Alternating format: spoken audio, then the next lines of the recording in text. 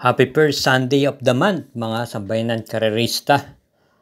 Back on the air tayo, Mang Kelos TV, muli para sa araw na to, January 5, 2025, Sunday na pangarera ng Metrotorp. At meron 7 pangarera at magsisimula po ito ng alas 2 ng hapon. Tulad po ng ating kinagawian, tayo hindi na po nagpapaligoy-ligoy pa, dumidiretso na po tayo sa pagbigay ng giya. Kaya samahan niyo na po ako. Karera numero 1, start po ng winner take all, races 1 to 7. Isang 3-year-old and above maiden race, may distansyang 1,400 meters at binubuo po ng 6 na kalahok. Bilang pampremera po natin dito, yung numero 2, Sabel, na papanubayan po ni A. Abrea.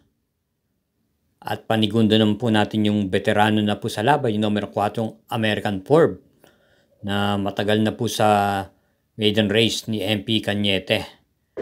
Kaya muli, para sa karera numero 1, pampremera numero 2, panigunda numero 4. Karera numero 2, may distansyang 1,400 meters, isang class 5 split group 5 for placers at start po ito ng peak 6 natin, races 2 to 7 with 5 entries.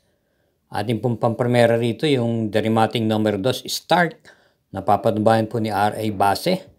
Baka po makapanood ito ng bakbakal sa unahan at may dating po ito pagsapit ng meta. Bilang panigunda naman po natin, sigurado magdadala ng marcha sa unahan na numero 4, Let It Shine ni A.B. Serios. Kaya muli, para sa karera numero 2, pampremera numero 2, panigundo numero 4. Karera numero 3, start ng Peak 5, races 3 to 7, may distansyang 1,400 meters. Ito po ay isang class 3 and 4, merge 34 to 39, 40 to 46. At may 7 kalahok tayo dito. Bilang pampremera po natin dito yung numero 3, Euroclidon, na pwede pong isabay sa unahan. At iparimate, ito po ay papanubayan po ni C.S. Pare Jr. At panigundo po natin yung kalahok numero 1, Part-Time Lover, na siguradong siya po ang magdadala ng marcha sa unahan. Ito po ay rerenda naman ni C.A. Reyes. At bilang panersera, isama po natin yung numero 4, Charge the Castle ni J.A. Guse. Kaya sa ulitin, sa karera numero 3, pampremera, kalahok numero 3, panigundo numero 1, at panersera yung numero 4. Karera numero 4, isang class 4, split, group 22 to 27, may distansyang 1,400 meters at meron po tayong 8 entries. Pampremera po natin dito yung dihadong numero 2, Wingheart, na may taglay pong tuling at trendan po ng regular rider niyang si Joe L. Ciego. At bilang panigunda naman po natin dito yung malalimadong numero 8, Autumn Shower. Paglabas po ito o ganar, nasa unahan po ito. Bilang panersera po natin dito, isama po natin yung numero 5, Namayan, na alam na natin na dati itong sumasali sa stakes race. At ito ay papanubayan po ni A.R. Villegas. May tuling din naman po ito. Kaya para dito sa karera numero 4, pampremera yung numero 2, panigundo yung numero 8 at panersera yung numero 5. Mga bayan karerista, bilang pagsuporta sa ating YouTube channel, Mang Kelos TV, huwag po natin kalilimutan na mag-subscribe. Pakishare na rin po ito at i-hit na rin po ang like button. Salamat po. Karera numero 5, may distansyang 1,400 meters, isang class 5, split group 6 to 10. At ito po ay meron 8 entries. Pampremera po natin dito yung kalahok numero 6, Advocacy, na may taglay pong remate at rendan po ni JMS Torque. Bilang panigunda naman po natin dito yung numero 1, Shining Thunder, na may angkin tuling po. Ito po ay papatnubayan po ni A.B. Serios, baka po makakabuo ng ere. At bilang panersera po natin dito, yung isa pa rin derimating numero 8, Captain Bob, na gamay po ni A.R. Villegas.